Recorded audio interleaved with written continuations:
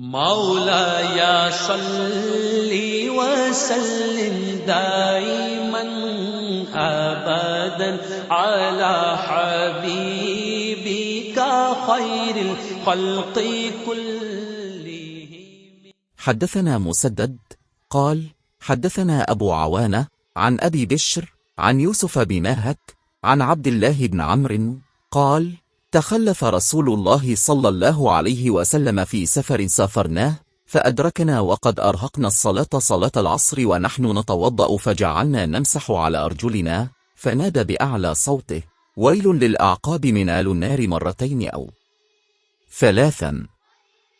हमसे मसदद ने बयान किया, उनसे अबू वाना ने इब्बी बशर के वास्ते से बयान किया, वो यूसुफ बिन मायका से बयान करते हैं, वो अब्दुल्लाह बिन उमरो रज़ी अल्लाह अन्हुमा से, वो कहते हैं कि एक सफ़र में रसूल अल्लाह हमसे पीछे रह गए, फिर आप हमारे करीब पहुँचे तो असल की नमाज का वक्त हो चुका था या तंग हो गया था और हम वज़ू कर रहे थे।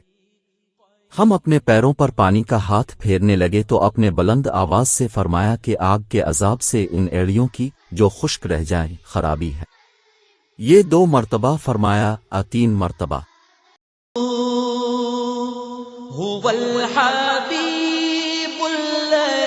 तुरजा शफ़ाअतुहु लिकुल्ली हौलिन मिनल अहवाली।